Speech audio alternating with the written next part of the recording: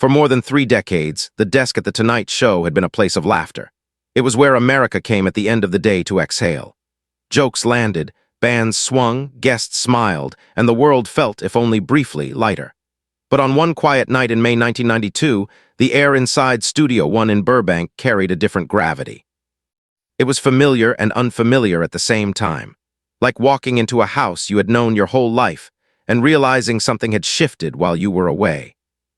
Behind that desk sat Johnny Carson, a man whose calm voice and measured timing had guided generations through their evenings. He had mastered the art of seeming effortless while carrying the weight of live television on his shoulders night after night. Across from him, preparing to walk into the light once more, was Frank Sinatra, a voice that had scored the joys and heartbreaks of the 20th century, a presence that had once filled rooms before he ever sang a note. They had shared that stage so many times that it almost felt permanent, like the desk itself or the bandstand or the curtain that lifted at the start of each show. Over 30 years, they had traded jokes, teased one another, and let nostalgia drift in like cigarette smoke from another era. Their friendship had been easy to overlook precisely because it looked so natural. Two professionals, two legends, doing what they did best. But that night, the ease carried a quiet ache. Everyone in the building knew this was Johnny Carson's farewell season. 30 years behind that desk were drawing to a close, and with them, an entire chapter of American television. For the audience, it was bittersweet. For Johnny, it was a reckoning. And for Frank Sinatra, now 76, slower in his step, more careful with his energy, it felt like something else entirely. It felt like the end of a conversation that had lasted a lifetime. When Frank stepped from the wings, the applause rose immediately, full and sincere. People stood without being asked, clapping not just for the man in front of them, but for the memories attached to him. The songs played at weddings, the records spun late at night, the voice that had kept them company during moments they never shared with anyone else. Frank smiled and waved, the gesture practiced but still warm. Yet beneath the smile, there was a hesitation, a subtle pause as if he were taking inventory of the room, the moment, the weight of what it meant to be here one last time. Johnny saw it before most people did. He always noticed the small things, the way a guest adjusted their jacket, the way a laugh came a second too late, the way a hand lingered on the arm of a chair. As Frank crossed the stage, he moved with care, his hand briefly resting against the back of the chair before he sat. It was nothing dramatic, just the kind of movement that comes with age, but Johnny felt it land like a quiet signal. Time had done what time always does. They embraced, not for the cameras, not for effect, but the way old friends do when words feel insufficient. Johnny's hand rested firmly on Frank's back. Frank's grip on Johnny's shoulder held for a heartbeat longer than usual. When they pulled apart, they both smiled, and both sets of eyes glistened just enough to be noticeable if you knew where to look. The first moments unfolded as they always had. Stories from Las Vegas, memories of long nights and loud rooms, playful jabs about retirement and relevance. Frank joked about still working. Johnny joked about finally leaving. The audience laughed, relieved by the familiar rhythm. It felt safe, comfortable, like slipping into a well-worn jacket that still fit, even if it was a little frayed at the edges. Yet under the laughter, something waited. To understand why that night would unfold the way it did, you had to understand where Frank Sinatra stood in his life at that moment. For 50 years, he had been more than a performer. He had been an institution. From the screaming crowds of the 1940s to the Rat Pack nights in Las Vegas, from career lows that nearly ended him to comebacks that redefined what longevity looked like in entertainment, Frank had lived many lives under one name. Fame had been both his companion and his shield. By 1992, the shield was thinning. Age had crept in quietly at first, a note that didn't come as easily, a tour that left him drained instead of energized. His wife Barbara worried more than she said. His memory sometimes faltered, reaching for words that once arrived without effort. None of it was dramatic, all of it was unmistakable. Worse than age, though, were the losses. Just 4 months earlier, Dean Martin, his closest friend, his partner in laughter, his brother in everything but blood, had passed away. 40 years of shared history vanished into memory. Before that, Sammy Davis Jr. had been gone 2 years. The Rat Pack, once larger than life, had faded one by one. Frank was the last standing, and with that came a solitude no applause could fill. He had spent his life surrounded by people, crowds, orchestras, entourages, admirers. Yet in the quiet of his home, when the lights dimmed and the phone stopped ringing, the silence pressed in. It was in those moments that the regrets spoke the loudest. Not the professional ones, he had made peace with the ups and downs of his career, but the personal ones. The relationships bruised by temper, the friendships lost over pride, the family moments missed because another show had always seemed more urgent. His children, Nancy, Frank Jr., Tina, loved him, he knew that, but love did not erase absence, birthdays missed, games unattended, conversations postponed until later and then never had at all. He had given them Frank Sinatra the legend, but had he given them Frank the man? The question returned to him often, especially at night. So when Johnny Carson invited him back one final time, Frank didn't hesitate. Not for publicity, not to promote anything. He said yes because Johnny mattered, because Johnny understood the cost of living in front of an audience, because this was a chance to close a circle with someone who had seen him not just as a guest, but as a human being. As the band played him in, the best is yet to come. The irony hovered unspoken. The audience rose again, clapping with the kind of affection that cannot be rehearsed. Frank took it in, his eyes scanning faces that felt both familiar and anonymous. Johnny stood to greet him, smiling, steady, but aware that this night carried a different weight. They sat, the lights shone, the cameras rolled. And for a while, everything looked exactly the way it always had. But beneath the jokes and the applause, something waited patiently, ready to surface when the laughter finally ran out. As the opening segment moved forward, the audience relaxed back into their seats, comforted by the familiar rhythm unfolding in front of them.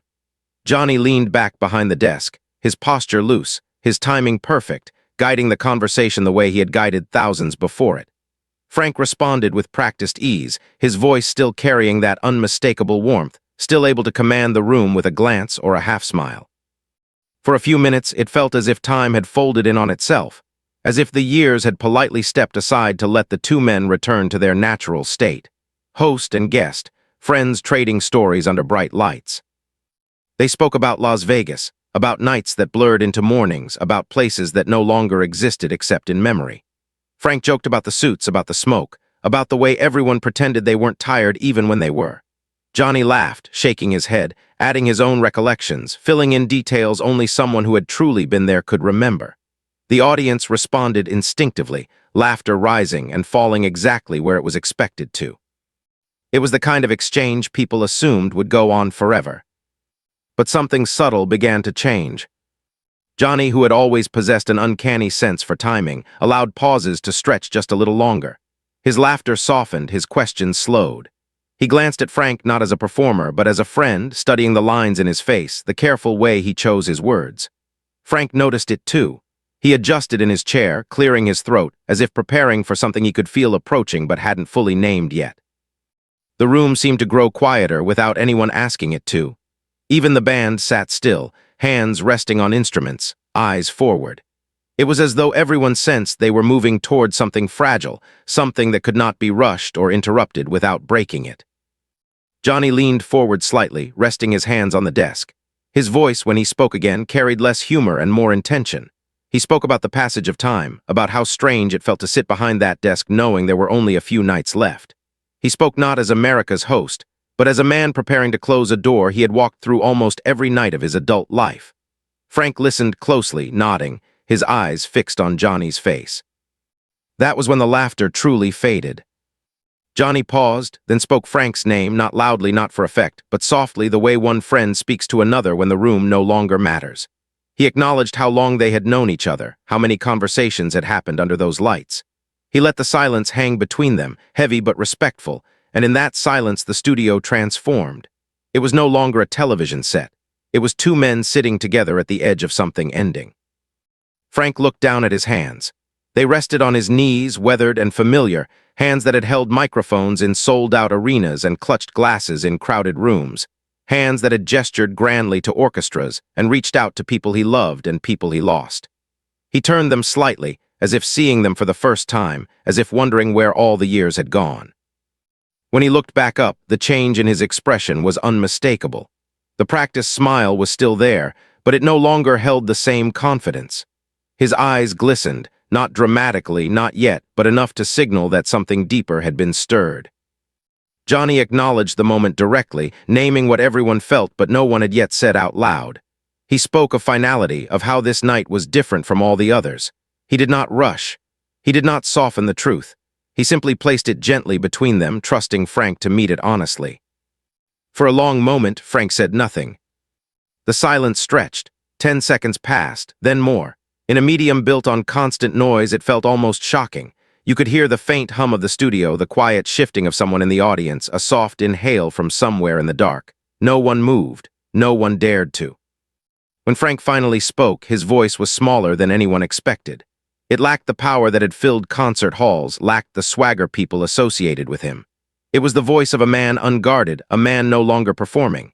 He acknowledged what Johnny had said, admitting that, yes, this was the last time. Yes, they both knew it. Yes, everyone watching knew it too. And with that admission, something inside him gave way. Frank spoke about loss, not in grand terms, but personally, painfully. He mentioned Dean, his brother in spirit, gone only months before, the absence still raw and unresolved. As he spoke, his voice cracked not once but repeatedly, breaking through the careful control he had relied on for decades. He did not stop it. He did not turn away. The tears came openly now, tracing paths down his face, and the audience, once so eager to laugh, sat frozen, many already crying with him. Johnny listened without interrupting, his own eyes wet, his expression a mix of compassion and shared understanding. He did not attempt to steer the conversation away from discomfort.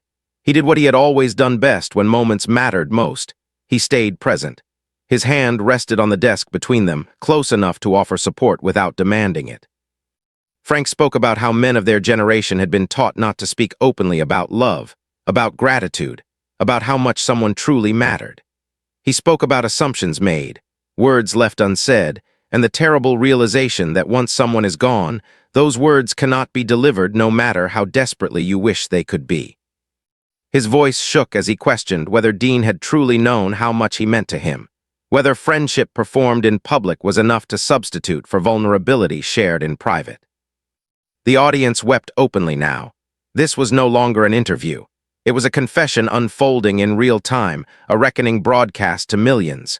Even those who had come simply to be entertained felt pulled into something universal, something painfully human. Frank's honesty deepened as he continued, turning inward, examining his own life with a clarity sharpened by age and loss. He spoke of performing, of how easily performance becomes a shield, how applause can mask emptiness, how success can distract from the quiet work of being present for the people who love you without conditions. His words landed not as accusations, but as realizations discovered too late. Johnny's composure began to falter then. His voice, when he responded, carried emotion he could no longer fully contain. He did not argue with Frank's self-assessment. He did not offer easy reassurance.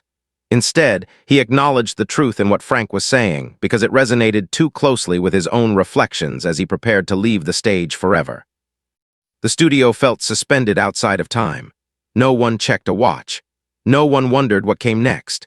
They were witnessing something rare, a man known for control allowing himself to be seen without it, and another man brave enough to sit with him in that vulnerability.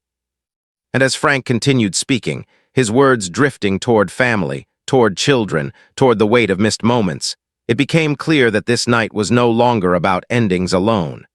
It was about reckoning, about truth finally spoken when there was nothing left to protect and no future performance to prepare for. The laughter had not just faded, it had become irrelevant. And what replaced it was something far more powerful. Silence filled with meaning, honesty sharpened by regret, and a room full of people realizing they were watching a lesson unfold that applied not just to legends, but to everyone who had ever chosen ambition over presence, applause over connection, or performance over love. As the silence settled over the studio, it became clear that Frank Sinatra had crossed a line he could never step back over. Something had opened inside him, and there was no returning to polite stories or carefully timed jokes. The man who had spent a lifetime mastering control now allowed the truth to move at its own pace, uneven and heavy, guided not by performance but by necessity. Johnny remained still behind the desk, no longer a host guiding an interview, but a witness offering space. The audience felt it too. This was no longer about television. It was about a life being weighed out loud. Frank's voice steadied just enough for him to continue, though the emotion never left it. He spoke about his children with a tenderness that felt newly discovered, as if saying their names aloud in this way was itself an act of courage. He admitted that they had grown up in the shadow of something too large for any family to compete with. Fame had followed him into every room, into every relationship, and even into his own home. He had believed for years that providing everything materially was the same as being present emotionally. Only later did he understand how wrong that belief had been. He described the way time slipped past him, how one tour blended into the next, how he always believed there would be another chance to slow down, another birthday he could make up for, another conversation that could wait. He spoke without bitterness, but with a painful clarity that comes only when excuses are no longer useful. His children had learned to love him as Frank Sinatra because that was the version of him most available to them. The quieter man beneath the legend, the one who doubted himself, the one who feared irrelevance and craved approval, remained mostly hidden. As Frank spoke, his eyes lifted toward the audience, not seeking sympathy but acknowledgement. He was not asking to be forgiven. He was stating a truth he could no longer carry alone. He confessed that success had taught him how to command a room but never how to sit quietly with another person's needs. He had learned how to make millions feel something with a song, yet struggled to stay still long enough to listen when his own children needed him. Johnny listened, his face tightening as Frank's words found places in his own heart. He had spent decades balancing the same forces, choosing work over home more often than he cared to admit. The difference was timing. Johnny was stepping away while some relationships could still be repaired. Frank knew that many of his chances had already passed. Frank's voice wavered again as he turned to Love Lost, speaking of the women who had stood closest to him and paid the highest price for his ambition. He did not dramatize their names or recount scandals.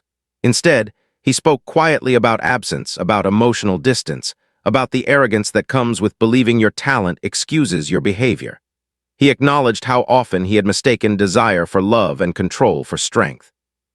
The room felt smaller with each admission, as if the walls themselves were leaning in to hear. He spoke about ego not with pride but with regret.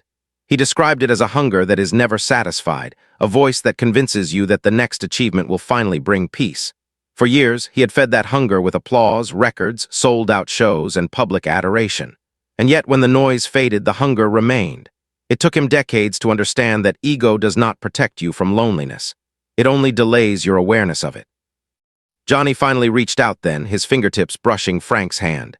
The gesture was small, almost tentative, but it carried more weight than any words. Frank gripped his hand tightly, as though anchoring himself to the present moment. The connection between them was unmistakable. Two men who had lived in front of millions now sharing a moment meant for no one else, yet witnessed by all. Frank looked directly at Johnny, his gaze steady but full of sorrow. He spoke about envy, something few would ever imagine he felt. He admitted that he admired Johnny's decision to walk away with intention, to choose an ending rather than wait for one to be forced upon him. He spoke about dignity, about knowing when to stop, about leaving while love was still intact. There was no resentment in his voice, only respect and a quiet longing. He confessed that he feared being remembered only as a voice, only as a legend, rather than as a man who had learned too late what truly mattered. He spoke of nights alone with memories, of conversations replayed endlessly in his mind, wondering how differently things might have unfolded if he had listened more and performed less. The applause that had once fueled him now felt distant, almost meaningless, compared to the absence of the people he wished he had held closer. The audience, many of whom had come seeking entertainment, now found themselves confronting their own lives. Parents thought of children they had not called. Partners thought of conversations avoided. Ambition suddenly felt like a double-edged gift, capable of lifting a person to incredible heights while quietly hollowing out what waits beneath. Johnny's voice, when he finally spoke again, was unsteady. He did not challenge Frank's regrets or attempt to soften them with praise. Instead, he acknowledged the courage it took to speak this way, especially for someone whose life had been defined by control and image. He reminded Frank, gently, that giving people joy had meaning, that escape mattered, that music had carried many through their darkest hours. Frank nodded, grateful but unconvinced. He responded that while art mattered, it did not replace presence. Songs could comfort strangers, but they could not tuck children into bed or repair trust broken by absence. He spoke these words not as condemnation, but as warning, offered too late for himself, but perhaps in time for others watching. The studio remained utterly silent as Frank's confession reached its deepest point. This was not a moment designed for memory. It was a moment designed for truth.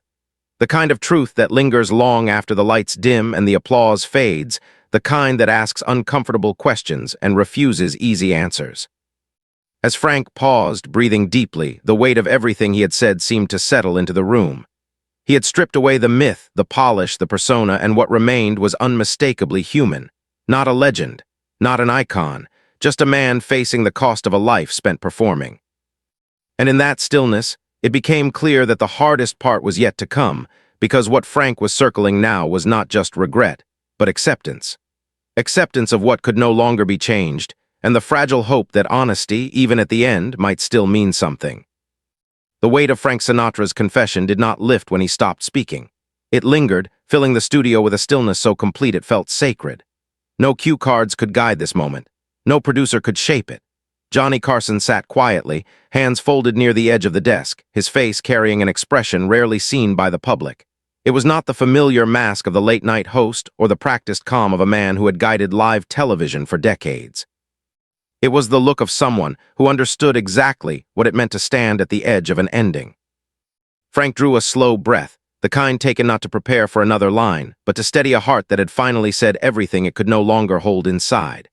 When he spoke again, his voice carried a strange mix of peace and sorrow, as if admitting the truth had cost him something but also relieved him of a burden he had carried far too long. He spoke about acceptance, not as victory, but as surrender. There were things he could not fix, years he could not reclaim. Words he could not deliver to people who were no longer there to hear them. The realization did not crush him in that moment.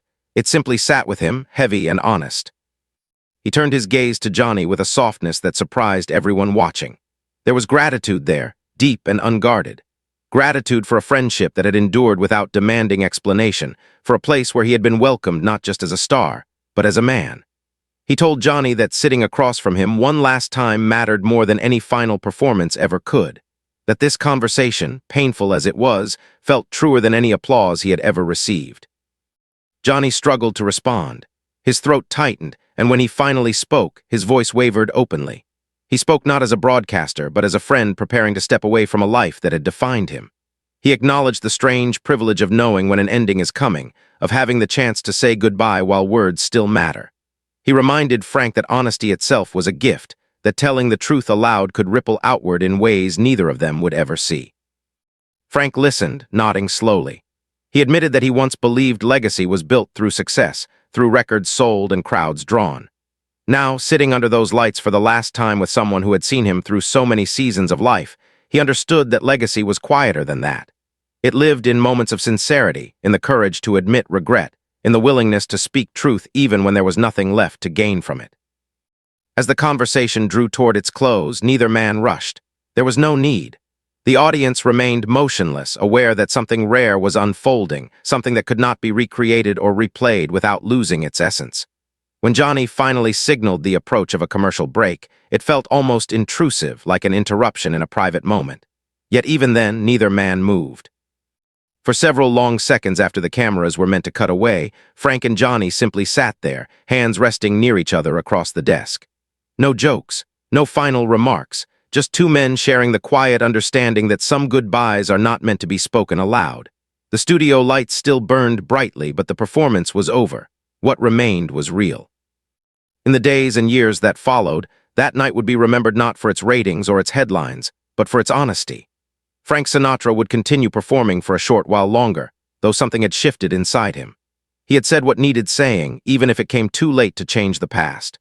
When he passed away years later, surrounded by family, many would look back on that interview as the moment when the legend stepped aside and the man finally stood in his place.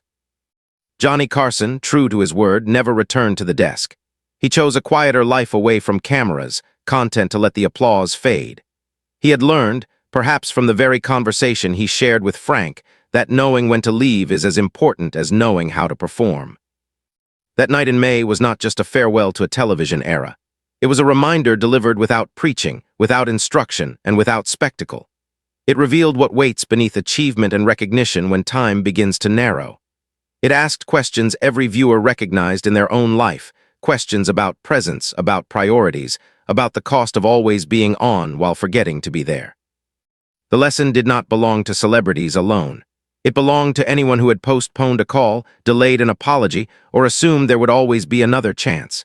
It spoke to the quiet truth that applause fades quickly, but the absence of genuine connection echoes for years. Frank's regret was not shared to inspire guilt, but to offer clarity while time still allows for choice. When the lights finally dim and the audience goes home, when the roles we play lose their power, What remains is simple and unavoidable. It is the love we gave when no one was watching, the honesty we offered without expecting praise, and the courage to be known by the people who mattered most. That was the truth Frank Sinatra reached at the end of a long and extraordinary life. That was the truth Johnny Carson recognized as he stepped away from the stage.